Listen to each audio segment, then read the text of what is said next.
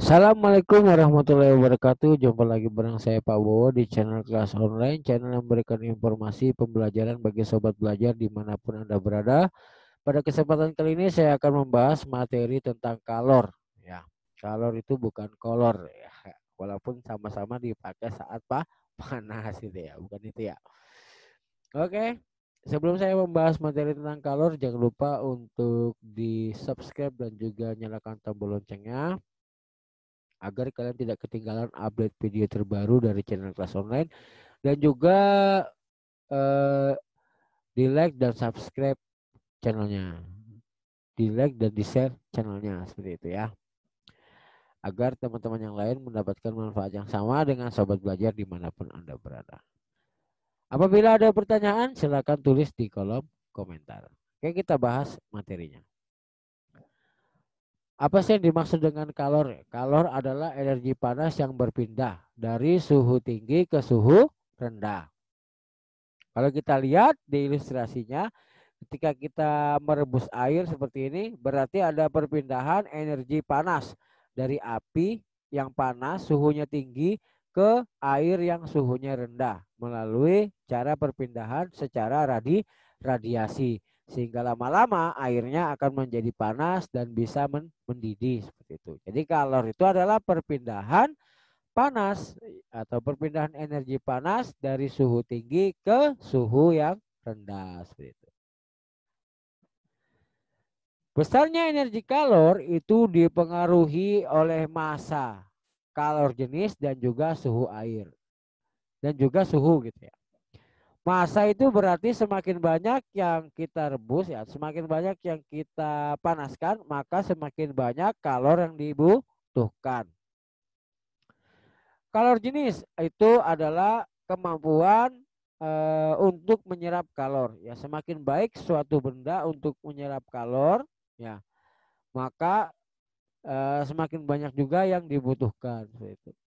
Dan juga ada suhu. Ya, suhu ini artinya semakin eh,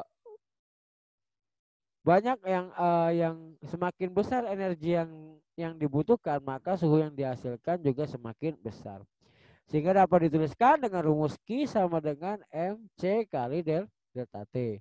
Q adalah energi kalor, M adalah massa, C itu adalah kalor jenis, dan delta T adalah selisih suhu, yaitu T2 dikurang T1, T awal dikurang T akhir. Suhu awal dikurang suhu akhir. Nah, untuk lebih jelasnya kita lihat di contoh soal.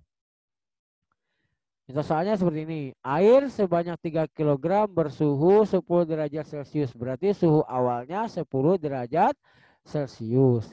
Dipanaskan hingga bersuhu 35 derajat Celcius. Berarti suhu akhirnya adalah 35 derajat Celcius. Jika kalor jenis air 4186 Joule per kilogram derajat Celcius, tentukan kalor yang diserap. Diketahui di sini masanya adalah 3 kg. Kalau jenis air 4186 Joule per kilogram derajat Celcius. Delta T-nya, nah, delta T ini adalah T akhir dikurang T awal. T akhirnya 35, T awalnya 10. 35 kurang 10 sama dengan 25. Atau suhu akhirnya 35, suhu awalnya 10. 35 kurang 10 sama dengan 25 derajat Celcius. Maka Q-nya sama dengan MC kali delta T. 3 kg dikali C-nya 4186 dikali 25 sama dengan 313.950 Joule. Oke, kalau ada pertanyaan langsung dituliskan di kolom komentar ya. Contoh soal 2, ini kalau kita mencari T akhirnya ya. Air sebanyak 100 gram memiliki temperatur 25 derajat Celcius. Dipanaskan dengan energi sebesar 1000 kalori. Berarti Q-nya sama dengan 1000 kalori. Jika kalor jenis 1 kalori per gram derajat Celcius, tentukan temperatur air setelah pemanasan. Nah, ini kalian perlu perhatikan adalah satuannya ya, guys. Satuannya ya. Satuannya perhatikan. Kalau di soal ini ada gram sama gram. maka ini tidak perlu dirubah. Ya, tidak perlu dirubah. Kalau soal yang pertama ini kilogram, kilogram dengan kilogram, tidak perlu dirubah. Yang kedua, gram dengan gram tidak perlu dirubah.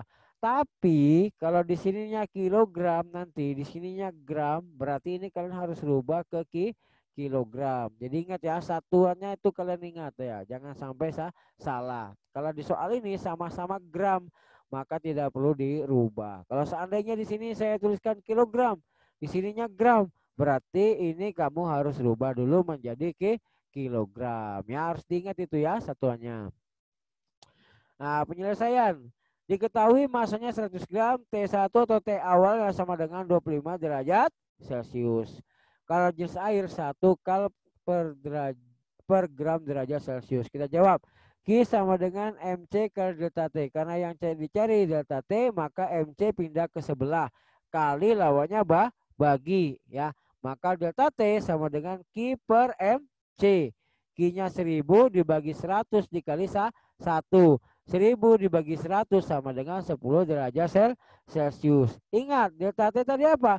T2 kurang T1 atau suhu akhir dikurang suhu awal. Delta T-nya sama dengan 10, suhu akhirnya sama dengan berapa? Gitu kan tanyanya gitu. Nah, berarti 10 sama dengan T2 kurang 25. T2 yang dicari 25-nya pindah. Nah, kurang lawannya tambah, maka T2 sama dengan 10 tambah 25 sama dengan 35 derajat Celcius. Maka suhu air setelah dipanaskan adalah 35 derajat Celcius.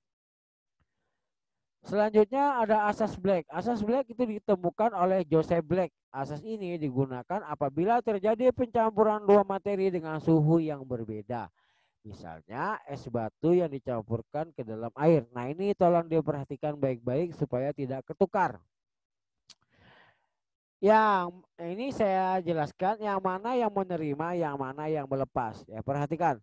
Es batu, ya kalau kita masukkan es batu ke dalam gelas yang berisi air, es batu lama-lama mencair. Hal ini disebabkan es batu menerima panas. Es batu ini kan suhunya rendah, ya. Ketika dia menerima panas, suhunya meningkat, lama-lama esnya mencair kan gitu. Nah, sedangkan air yang ada di dalam gelas itu menjadi dingin. Kenapa menjadi dingin? Karena dia melepaskan panas. Ingat, si air yang melepaskan panas sehingga suhunya menurun, si es yang menerima panas sehingga suhunya meningkat. Nah, gitu ya. Ingat baik-baik. Ya, misalnya saya mencampurkan air panas menjadi air dingin. Air panas melepaskan kalor, air dingin menerima kalor. Air panas nanti suhunya turun, air dingin suhunya naik sehingga terjadi keseimbangan. Ya, keseimbangan. Nah, logikanya gitu ya, jangan sampai ketukar. Yang suhunya rendah itu menerima panas, yang suhunya tinggi itu melepaskan panas. Ingat jangan sampai ketukar. Jadi kalau nanti ada air panas dicampurkan dengan air dingin, yang mana yang menerima? Yang menerima yang dingin. Yang mana yang melepas? Yang panas, seperti itu ya. Jangan sampai ketukar. Nah, perhatikan. Kalau ketukar nanti salah rumus gitu. Es batu yang menerima kalor itu dapat dituliskan dengan Q terima. Air yang melepaskan kalor itu disebut dengan Q lepas. Menurut Joseph Black, kalor terima itu sama dengan kalor yang dilepas. Yang dilepas sama dengan yang diterima. Jadi kalau yang sudah lepas pasti akan sama dengan yang diterima. Apa coba? Ya seperti itu ya. Nah, Q sama dengan Q lepas ditambah Q terima. M sama dengan Q terima. M1 kali C1 dikali T1 sama dengan M2 C2 kali T2. M1 C1 T1 kurang TC. TC ini adalah T campuran. M2 C2 sama dengan TC dikurang T2. Kalau saya bilang, kalau saya biasanya menuliskan TC ini TA biasanya. Jadi M1 C1 dikurang tita sama dengan M1 M2 C2 dikurang tati biasanya gitu. Ya, ya terserah yang mana yang enaknya seperti itu. TC boleh, TA boleh. Ya, biasanya kalau di kelas saya menulisnya TA. Jadi kalau M1 C1 dikali T1 kurang TA, jadi biar enak gitu, tita gitu. Yang sebelah sininya TC-nya kita ganti A jadi tati misalnya gitu. Biar lebih mudah saja. Next, contoh soalnya. Botol termos berisi 230 gram kopi pada suhu 80 derajat Celcius. Kemudian ditambahkan susu sebanyak 20 gram bersuhu 50 derajat Celcius. Jika tidak ada kalor pencampuran, maka kalor yang terserap di botol termos dan kalor jenis kopi sama dengan susu sama dengan, berarti kalor jenisnya sama ya. Kalau jenis kopi, kalau jenis susu, kalau jenis air itu sama. Ya, 1,00 kal per gram derajat Celcius. Jadi tidak ada yang dirubah ya, karena sama-sama gram satuannya. Maka berapakah suhu keseimbangan campuran? Kita lihat. Diketahui suhunya TK ini berarti ini ya, suhu kopi. Suhu kopinya 80 derajat Celcius. MK masa kopi 250 gram. TS ini suhu dari susu 5 derajat Celcius. MS jadi masa dari susu. C kalau jenisnya sama, yaitu kopi dan susu itu sama 1 kal per gram derajat Celcius. Ditanyakan berapakah suhu akhirnya. Nah, yang mana lepas, yang mana terima. Nah, kita lihat kopi. Nah, yang mana yang lebih tinggi nih? 80 sama derajat kan kopi. Nah, berarti kopinya itu lepas. Yang mana yang lebih rendah? Susu. Berarti susunya kan menerima. Nah, jadi ingat, suhu yang tinggi itu berarti dia melepas. Suhu yang rendah berarti dia menerima. Nah, ingat ya. Suhu yang tinggi di sini kan kopi, maka Ki lepas jatuhnya pada kopi. Suhu yang rendah di sini susu, maka yang terima jatuhnya pada susu. Jadi ingat jangan sampai ketukar. Kita masukkan rumusnya. Ki terima sama dengan Ki lepas. Ki terimanya susu karena suhunya lebih rendah. Ki lepasnya adalah kopi karena suhunya lebih tinggi. Maka MS dikali C. Nah, C dikali delta S. MK dikali CK. CK ini kopi ya berarti ya. Dikali delta kopi. M kali S ya dikali TA kurang TI. Ini saya bilang ya TF. M kali CK. TK dikurang TA. TK itu berarti suhu kopi. Berarti masa kopi sama masa susu sama dengan 20 dikali kalori jenisnya 1, 20 kali 1, 20. TA berarti suhu akhirnya belum kita ketahui dikurangi 5. 5 ini adalah suhu pada susu. Jadi 20 kurang TA dikali TA kurang 5. Sama dengan 230 gram. Ini salah ini. Ya, ini salah tulis ini. Ini kok 230 gram. 250 harusnya ini ya. Tunggu. Nah, ini salah tulis ini. Ya, tadi salah tulis ya. Nah, ini kalau di sini soalnya 230, tadi di sini 250 udah saya benarkan. Nah, jadi saya tulis ya. Saya ulang. Penyelesaiannya TK-nya 80 derajat Celcius, MK-nya 230. TS ini berarti suhu pada susu ya. MK ini masa pada kopi, TK berarti suhu pada kopi gitu ya. Jadi saya sudah singgung tadi, yang mana lepas, yang mana terima. Yang terima yang suhunya rendah. Yang mana lepas, suhunya tinggi. Berarti QS sama dengan MS dikali CS. CS ini susu ya. Masa susu dikali kalor jenis suhu dikali perubahan suhu pada susu. Sama dengan MK masa kopi dikali CK atau kalau jenis kopi dikali perubahan suhu pada kopi. Ya. Dimana kalau perubahan suhunya yaitu TA dikurang TS. Suhu akhir dikurangi suhu campuran pada susu. Kita masukkan rumusnya. Masanya berapa? 20. Masa susu 20 dikali 1, kalau jenisnya 1 dikali TA, TA-nya belum diketahui, dikurangi TS, TS-nya 5. Kan gitu. Sama dengan 20 MK kopi, masa kopi. Ini salah. Salah tulis terus ini, kurang konsentrasi ini. Ya ini ya, 230 jadi salah tulis tadi 20, yang benar 230 kali 1 kali 80 kurang TA. Satunya itu kalor jenis, 80 itu suhu kopi. Tuh ya. Maka 20 kita kali masuk ke dalam. Supaya enak masing-masing kita bagi 10. Ya, bisa saja sih kalau mau 20 TA tapi supaya enak kita bagi 10 saja biar hasilnya lebih kecil gitu ya. Jadi 20 TA jadi 2, terus 30 jadi 23 gitu. Maka kita kali masuk ke dalam. Ya, kita kali masuk ke dalam. 2 kali TA, 2 TA. 2 kali 5, 10. Karena ini negatif, maka ini negatif juga. Jadi 2 TA dikurangi 10.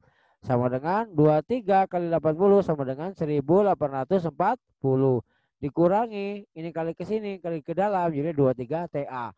Kita kumpulkan. Ya, kita kumpulkan yang sama-sama punya TA. Ya. Jadi 2 TA ini kita pindah ke sini. Negatif jadi positif. 2 TA ditambah 23 TA.